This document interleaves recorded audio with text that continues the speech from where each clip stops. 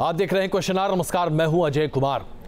हम सब जानते हैं कि नोटबंदी को लेकर सरकार ने किस शिद्दत के साथ हमें यह भरोसा यकीन दिलाया था कि नोटबंदी के साथ साथ देश में छिपा काला धन बाहर निकलेगा। आतंक और आतंकवादी गतिविधियों में लिप्त लोगों के पास जो पैसा जमा है वो बाहर निकलेगा। इसके साथ साथ फर्जी और नकली नोट जो हमारी अर्थव्यवस्था को पंगु कर रहे हैं, उस पर नकेल कसी जा सकेगी। यह सवाल अपने आप में इतना महत्वपूर्ण था कि देश में हर व्यक्ति ने अपना योगदान दिया और प्रधानमंत्री नरेंद्र मोदी की अपील पर हर व्यक्ति ने अपना सबसे बेहतरीन से बेहतरीन चरित्र सामने रखा। हर किसी ने सरकार के इस फैसले का पूर्ण तौर स्वागत किया। लेकिन आरबीआई के द्वारा जारी डेटा से स्पष्ट हो गया है 99% नोट जो प्रतिबंधित हुए, जिन्हें बंद किया गया, वो सभी नोट बैंकिंग सिस्टम में आरबीआई के पास वापस पहुंच चुके हैं। यानी कि सिर्फ 16,000 करोड़ रुपए हैं जो कि बैंकिंग सिस्टम में वापस नहीं पहुंचे, और ये वो नोट हैं जो 1000 और 500 रुपए के थे।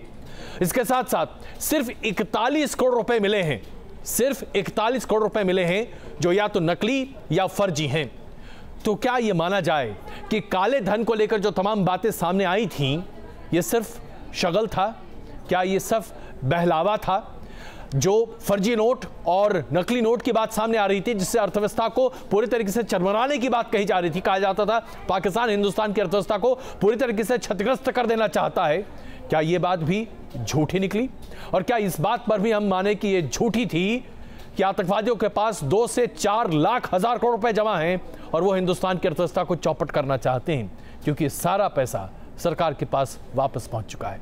यकीनन इसमें सभी पैसा काला या सफेद नहीं होगा या सफेद नहीं होगा, लेकिन काला धन पर नकेल कसने की ये बातें अपने आप में बड़ी खोखली बनती दिखी। भ्रष्टाचार, काला धन एवं जाली नोट के खिलाफ हम जो लड़ाई लड़ रहे हैं, उसको इससे ताकत मिलने वाली है। नोटबंदी का यह फैसला है, यह एक प्रकार से काले धन के खिलाफ यह जंग है। जितना भी ब्लैक मनी, करप्शन का पैसा, क्राइम का पैसा, ड्रग्स का पैसा, टेररिज्म का पैसा, जाली पैसा, रुपया, वो सारा इस करेंसी में था। 8 नवंबर 2016 को जब देश के प्रधानमंत्री नरेंद्र मोदी ने नोटबंदी का ऐलान किया था, सरकार ने देश को भरोसा दिलाया था कि नोटबंदी से काले धन पर अंकुश लगेगा, अलगाववाद और आतंकवाद की फंडिंग पर फंदा कसेगा। आज करीब 9 महीने बाद नोटबंदी को लेकर सरकार के दावों पर सवाल खड़े होने लगे हैं। इस बात में कोई शक नहीं कि नोटबंदी के फैसले के साथ देश की जनता खड़ी हुई नजर आई थी।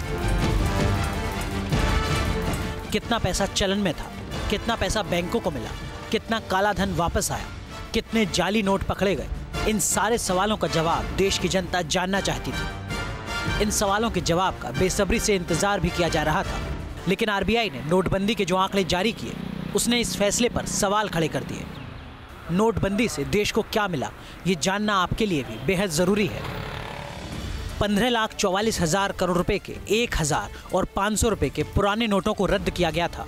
इनमें से 15,28,000 करोड़ रुपए वापस सिस्टम में लौट चुके हैं, जो कुल मूल्य का करीब 99% है।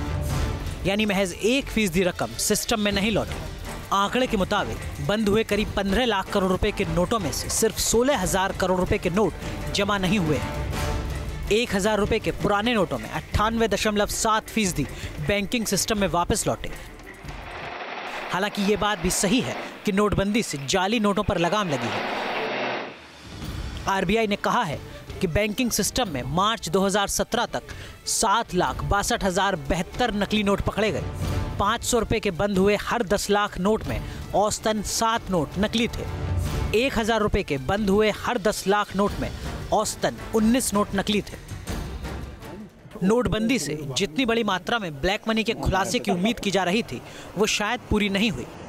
लेकिन सरकार आरबीआई की रिपोर्ट आने के बाद भी नोटबंदी को कामयाब बता रही है और अपनी पीठ खुद थपथपा रही है। जो आतंकवादियों के पास पैसा रहता था, डीमोनेटाइजेशन के बाद वो भी स्क्वीज हो, और वो प्रत्यक्ष रूप से जम्मू कश्मीर में, छत्तीसगढ़ में, इन क्षेत्रों में वो स्क्वीज होना, कम होना, उसकी एक प्रक्रिया सामने नजर आई है। और इसीलिए शायद अलगाववादी और आतंकवादियों की क्षमता, जो पत्थरबाज लोग थे, उसको अब जुड़ाने में, पैसा देकर बांटने में, उसको उनपे कठिनाई आती है। तो मैं ये स्पष्ट करना चाहता हूं कि जो सरकार के उद्देश्य थे वो ट्रैक पे हैं और आने वाले कल में भी जो हम कदम उठाएंगे वो इन्हीं उद्देश्यों को आगे बढ़ाने के लिए उड़ाए। मेरा जो विचार है कि भारत कभी $10 ट्रिलियन की इकोनॉमी नहीं बन सकता जब अगर आप सोचें कि $5 ट्रिलियन हमारी फॉर्मल इकोनॉमी होगी और $5 ट्रिलियन हमारी ब्लैक और इनफॉर्मल इकोनॉमी होगी। उसको तो स्मैश करना, उसको तोड़ना जरूरी था, उसको कन्वर्ज और इंटीग्रेट करना जरूरी है और उसके बिना नहीं हो सकता कि भारत 9-10% पर आगे बढ़े। नोटबंदी मोदी सरकार का ऐतिहासिक फैसला था, इसलिए सरकार उसके समर्थन में खड़ी रहेगी, ये तो लाजमी है। लेकिन एक सीधा सवाल देश की जनता के मन में खड़ा होता है और वो ये कि 99% पुराने नोट सिस्टम में वापस लौट आए हैं। तो नोटबंदी से सरकार और देश को क्या हासिल हुआ? क्या महज 1% के लिए इतनी बड़ी कवायद की गई थी? नोटबंदी का हस्र उस फेयरनेस क्रीम और स्कीम की तरह रही जो काले से सफेद करने का दावा तो करती है, लेकिन हकीकत में ऐसा होता नहीं। बड़े सुभाष चंद्र के साथ मधुरेंद्र कुमार, न्यूज़ नेशन, दिल्ली। नोटबंदी के ऐलान के साथ ही भारतीय जनता पार्टी का हर नेता यही कहता था कि देश की सीमाओं को सुरक्षित रखने के लिए सीमा पार आतंकवादी कैंपों पर सर्जिकल स्ट्राइक हुआ और काला धन पर नकेल कसने के लिए सर्जिकल स्ट्राइक नोटबंदी के जरिए हुआ। लेकिन आज इसका परिणाम हम सबों के सामने है। जीडीपी यानी कि विकास दर के आंकड़े जो सामने आए हैं वो प्रदर्शित करते हैं कि आज हिंदुस्तान सबसे न्यूनतम स्तर पर तरक्की कर रहा है पिछले 3 सालों में। यानी कि मोदी सरकार की सत्ता में आने के बाद से ये तिमाही सबसे खराब प्रदर्शन रहा है हिंदुस्तान की अर्थव्यवस्था का, जिसके लिए नोटबंदी सबसे बड़ी वजह मानी जा रही है। इसके साथ साथ हम आपको ये भी बताना चाहते हैं कि नोटबंदी की वजह से खुद आरबीआई की अर्थव्यवस्था पूरी तरीके से चरमरा गई है। यहां तक कि आरबीआई जो डिविडेंड के तौर पर पैसा सरकार को राजस्व के तौर पर देती है वो भी पिछले साल के मुकाबले इस साल आधा हो गया है। आरबीआई अपना खर्च नहीं बर्दाश्त कर पाई और उसे कहीं ज्यादा खर्च करना पड़ा। आरबीआई को जबरदस्त नुकसान भी पहुंचा है। यानी कि नोटबंदी ने न सिर्फ आम आदमी की कमर तोड़ी बल्कि आरबीआई के भी आर्थिक प्रबंधन की कमर तोड़ कर रख दी। एक फैसला जिसने देश को बैंकों के आगे खड़ा कर दिया, कभी नोट निकालने के लिए और कभी नोट जमा कराने के लिए। राजनीति के गलियारे में हंगामा तब भी था और अब भी है। आरबीआई ने जो आंकड़े जारी किए हैं उसके बाद कांग्रेस मोदी सरकार पर हमलावर है। सबसे बड़ा सवाल उठ रहा है नोटों की छपाई में हुए खर्च को लेकर। आरबीआई का कहना है कि नए नोटों की छपाई की लागत साल 2017 में 7,965 करोड़ रुपए रही, जो वित्त वर्ष 2016 में 3,421 करोड़ रुपए थी। कहा जा रहा है कि इसका असर सरकार को आरबीआई से मिलने वाले लाभांश पर भी पड़ा है, जो 2016-17 में करीब आधा घटकर 30,659 करोड़ रुपए रह गया। देश की जनता ने इस इतने बड़े आर्थिक सुधार, इतने बड़े बेईमानों और भ्रष्टाचारियों पर नाकेबंदी के इस प्रधानमंत्री नरेंद्र मोदी जी के इस कदम को सराहा भी और प्रधानमंत्री जी के साथ कंधे से कंधा मिलाकर खड़े भी रहे। हाँ, ये बात सही है कि वो उन लोगों में हताशा और निराशा जरूर थी जिन्हें लगता था कि बेईमानी उनका जन्मसिद्ध अधिकार है। वित्त मंत्री से कोई तर्क की अपेक्षा करना गलत बात होगी। वित्त मंत्री को प्रधानमंत्री के गलत फैसले का समर्थन करना मजबूरी है उनकी। वित्त मंत्री समझते हैं कि देश की अर्थव्यवस्था को एक भारी चोट पहुंची है। देश में कारोबार टूटा है, रोजगार टूटा है और जो गरीब लोग हैं, चाहे किसान हैं, खेत मजदूर हैं, कारखानों में काम करने वाले मजदूर हैं, निर्माण में काम करने वाले, उनकी नौकरियां खत्म हुई। उनकी जो रोजाना इनकम पे, डेली इनकम पे काम करते हैं, वो उनकी आमदनी खत्म हुई। एक बड़ा नुकसान भारत को उठाना पड़ा है। जाहिर है विपक्ष और सरकार के बीच जुबानी घमासान तेज है। विपक्ष के पास सवाल कई हैं। मसलन क्या नोटबंदी वाकई आतंकवाद और पत्थरबाजी पर लगाम लगाने में कामयाब हुई है? अगर 99% रकम बैंकों में लौट आई तो फिर काले धन और नकली नोट पर लगाम कैसे लगी? और इससे भी बड़ी बात कि अगर सरकार का मकसद कैशलेस इकोनॉमी को बढ़ावा देना था तो इसके लिए नोट बंद करने की जरूरत क्या थी? क्योंकि कुछ रियायतें देकर भी सरकार लोगों को कैशलेस इकोनॉमी के लिए प्रेरित कर सकती थी। सवाल कई है जिस पर घमासान है और आरबीआई के आंकड़े यकीनी तौर पर सरकार की उम्मीदों को एक बड़ा झटका है। आरबीआई की रिपोर्ट के आधार पर देखा जाए तो वो सरकार के लिए तो आश्वस्त हो सकती है, लेकिन विपक्ष इसको लेकर के हमलावर है। विपक्ष का साफ तौर पे मानना है कि लोगों की जानें गई हैं नोटबंदी के दौरान। इसकी क्या जिम्मेदारी मोदी सरकार लेगी? जर्नलिस्ट नवीन चौहान के साथ सैयद आमिर हुसैन, न्यूज़ नेशन, दिल्ली। चलिए, अब यह तो साबित होता दिख रहा है कि नोटबंदी का फैसला आमतौर पर आर्थिक नजरिए से बहुत अच्छा साबित हिंदुस्तान के लिए नहीं हुआ, लेकिन एक बड़ा मसला हम आपके सामने रखना चाहते हैं, जिसके लिए हम चाहते हैं कि कम से कम जनता के तौर पर आप तो आवाज उठाइए। जरा सोचिए, पिछले एक हफ्ते में पेट्रोल और डीजल की कीमत 6 रुपए बढ़ चुकी है। जी, आप इस बात पर ध्यान नहीं दे रहे होंगे, क्योंकि आजकल पेट्रोल और डीजल की कीमत हर दिन तय होती है, और इसलिए पेट्रोल और डीजल की कीमतों में 6 रुपए का इजाफा पिछले 6 दिनों में हो चुका है। लेकिन कोई हाय तौबा नहीं मच रही, और वो भी तब जबकि अंतर्राष्ट्रीय स्तर पर बाजार में आज पेट्रोलियम प्रोडक्ट्स की कीमत अपने न्यूनतम पर है। अंतर्राष्ट्रीय बाजार में पेट्रोलियम बैरल की कीमत $50 प्रति बैरल से भी कम है, और ऐसे में हिंदुस्तान में पेट्रोल की कीमतें लगातार बढ़ती चली जा रही हैं। आखिरकार ये मुनाफा कंपनियां क्यों कमा रही हैं, जो सरकारी कंपनियां हैं? आम आदमी पर टैक्स का बोझ बड़े पैमाने पर लाद दिया गया है। पेट्रोल और डीजल को जीएसटी के दायरे से बाहर रखा गया है। हर राज्य सरकार और केंद्र सरकार अपने हिसाब से उस पर टैक्स ले रही है और हमारी जेब खाली कर रही है। आखिरकार सरकार हमारे प्रति जवाबदेह है, या हम सरकार को सिर्फ पैसा कमाकर देने के लिए उत्पन्न हुए हैं? इस सवाल का जवाब सरकार को देना ही चाहिए।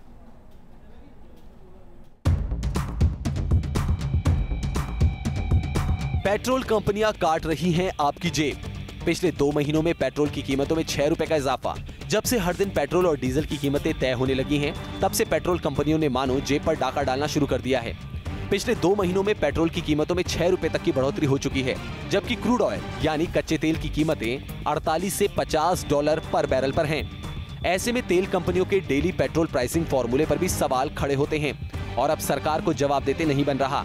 पेट्रोलियम इंडस्ट्री शुरू से इस विषय को कह के आ रहा है, अगर आप सिर्फ उसको एक रेवेन्यू अर्निंग विंडो मानोगे तो शायद ये पूरा विषय के लिए न्याय नहीं होगा, क्योंकि इसके ऊपर, इस कमोडिटी की कंजम्पशन के ऊपर अगर इनपुट सेटबैक नहीं होगी तो उसकी एक कैस्केडिंग इम्पैक्ट पड़ेगी। वो जो ध्यान में आ रहा है, राज्यों को भी समझ में आ रही है, धीरे धीरे उसकी कॉन्सेंसस की ओर हम बढ़ेंगे। दिल्ली में पेट्रोल की कीमत 70 रुपए तक पहुंच रही है, जबकि डीजल 57 से 58 रुपए प्रति लीटर पहुंच चुका है। लेकिन क्रूड ऑयल की कीमतें अंतर्राष्ट्रीय बाजार में उस मुकाबले अभी भी काफी कम, यानी $50 प्रति बैरल के करीब हैं। पेट्रोल पर अभी 27% का वैट लगता है, जबकि डीजल पर 16.76% का वैट। इसके अलावा एक्साइज ड्यूटी और तमाम सेस, जिससे पेट्रोल डीजल की कीमतों में आधी कीमत टैक्स के तौर पर लोगों को चुकानी होती है। जानकार भी मानते हैं कि सरकार ने लोगों को क्रूड की कम होती कीमतों का फायदा नहीं दिया। बात सही बताई आपने कि इंटरनेशनल मार्केट में इनकी कीमत घटी है, लेकिन हमारे देश में इसकी कीमत नहीं घटी है। नहीं, इसका एक प्रश्न ये होता है कि कीमत घटनी चाहिए, और नहीं देन टैक्स के हिसाब से नहीं घटी है। हकीकत ये भी है कि पेट्रोलियम मंत्रालय पेट्रोल उत्पादों को जीएसटी के दायरे में लाने की मांग कर रहा है, और अगर ऐसा होता है तो पेट्रोल और डीजल की कीमतों में भारी गिरावट दर्ज की जाएगी। पिछले 2 महीने में पेट्रोल और डीजल की कीमतों में करीब 6 रुपए की बढ़ोतरी दर्ज की गई है। सरकार का मानना है कि अगर जीएसटी के दायरे में पेट्रोल डीजल आता है तो आने वाले समय में इसकी कीमतें घटेंगी। मंत्रालय जीएसटी की मांग कर रहा है कि पेट्रोल उत्पादों को जीएसटी के दायरे में लाया जाए, लेकिन वित्त मंत्रालय इस पर मोहर नहीं लगा सकता, क्योंकि वो जानता है कि राज्यों का मैक्सिमम बेनिफिट पेट्रोल और डीजल के टैक्स से ही उत्पन्न होता है। वीडियो जर्नलिस्ट नवीन चौहान के साथ सैयद आमिर हुसैन, न्यूज़ नेशन, दिल्ली। बस एक सवाल हम आपसे पूछ रहे हैं, चाहे राज्य हो या केंद्र सरकार, जब हमसे इतना टैक्स वसूला जा रहा है और वो हमारे ऊपर ही खर्च नहीं हो रहा, तो ज़रा सोचिए कि हम अपनी कमाई का पैसा सरकारों को दे किस लिए रहे हैं? भ्रष्टाचार का बढ़ावा और उसे फलते फूलते देखने के लिए? अगर ऐसा है तो कीमतें देते रहिए, सरकार से सवाल मत पूछिए। मोदी सरकार बहुत जल्द कैबिनेट विस्तार पर विचार कर सकती है, और ऐसा माना जा रहा है कि 2 दिसंबर को मोदी मंत्रिमंडल में कुछ नए चेहरों को ही शामिल नहीं किया जाएगा, बल्कि विस्तार को लेकर जो जोड़तोड़ चल रही है उसे भी बड़े पैमाने पर सरगर्मी के तौर पर देखा जा रहा है। ऐसा माना जा रहा है कि उन तमाम मंत्रियों के पास जिनके पास 2 या उससे ज़्यादा मंत्रालय हैं, उनके पास सिर्फ एक मंत्रालय छोड़ा जाएगा और बाकी मंत्रालयों को अन्य मंत्रियों को दिया जाएगा। उसके साथ साथ कुछ एक ऐसे राज्यों के मंत्री हैं जिन्हें प्रमोशन भी दिया जा सकता है। अटकलें बहुत हैं, लेकिन शायद इंतजार 2 तारीख तक करना ही होगा। बदलने वाली है मोदी सरकार की तस्वीर।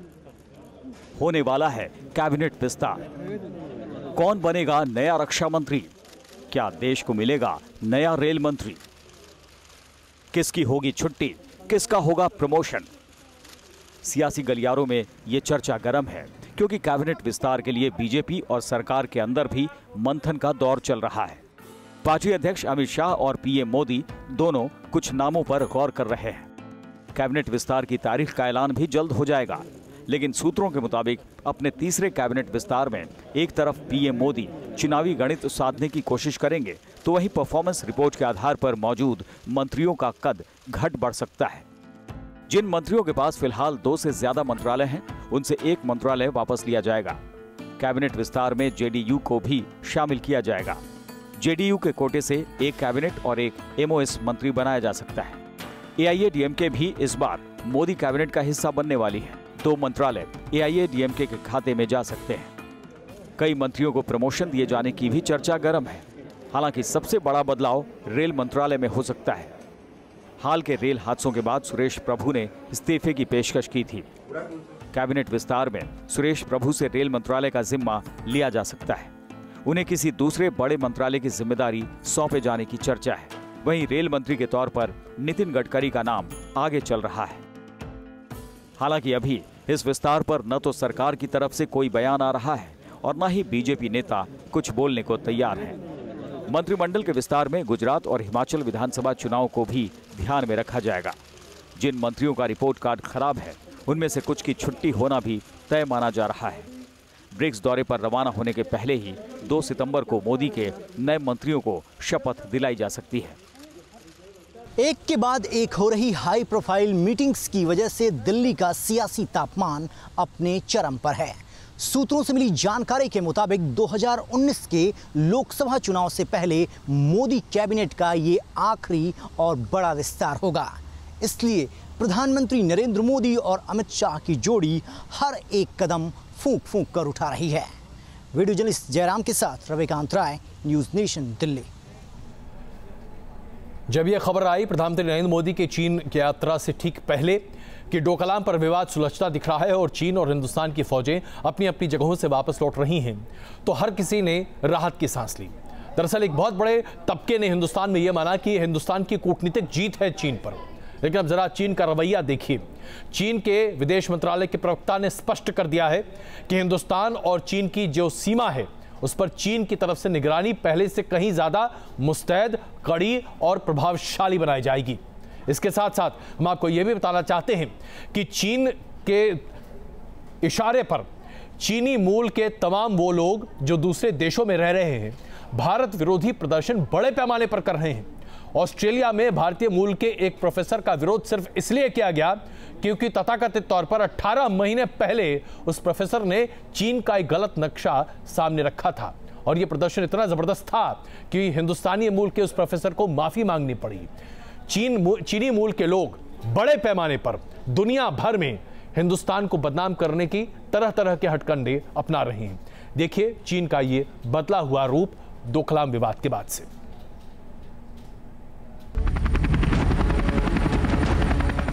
भारत और चीन के बीच डोकलाम में विवाद खत्म जरूर हो गया है, लेकिन चीन इस विवाद के हल को लगता है पचा नहीं पा रहा। आए दिन चीन की तरफ से भड़काने वाले बयान सामने आ रहे हैं। चीन की मीडिया तो जहर उगल ही रही है। चीन का विदेश मंत्रालय और रक्षा मंत्रालय भी बार बार उकसाने वाले बयान दे रहे हैं। विवाद खत्म होने के बाद चीन की सरकार किस कदर बौखलाई हुई है, इस बात की बानगी चीन के रक्षा मंत्रालय के बयान से समझी जा सकती है। चीनी रक्षा मंत्रालय के प्रवक्ता रेन गोकिंग ने कहा, चीनी सेना डोकलाम क्षेत्र में अपने मिशन और जिम्मेदारियों को जारी रखेगी। इसके साथ ही भारत चीन सीमा पर सैनिक गश्ती भी तेज करेगी ताकि राष्ट्रीय संप्रभुता और सुरक्षा की रक्षा की जा सके। इस बयान का मतलब साफ है कि चीन हिंदुस्तान को इशारों ही इशारों में धमकी दे रहा है। इतना ही नहीं, चीन की बौखलाहट एक और बात से समझी जा सकती है। सिडनी यूनिवर्सिटी के लेक्चरर से चीन के छात्रों ने इसलिए माफी मंगवाई क्योंकि लेक्चरर ने चीन के इलाके को भारत का हिस्सा दिखाया था। 18 महीने बाद सिडनी में चीन के छात्रों ने लेक्चरर के खिलाफ मोर्चा खोल दिया। जाहिर है चीन को अपनी बेइज्जती बर्दाश्त नहीं हो रही, क्योंकि डोकलाम विवाद के दौरान चीन अपने बड़बोले बयानों से हदें लांघ रहा था, हिंदुस्तान को जंग की धमकी दे रहा था। लेकिन भारत की कूटनीति के आगे चीन को अपने पांव खींचने पर मजबूर होना पड़ा और इसी को लेकर शी जिनपिंग की चीन में आलोचना भी हो रही है। ऐसे में चीन की बौखलाहट सामने आ रही है। News nation.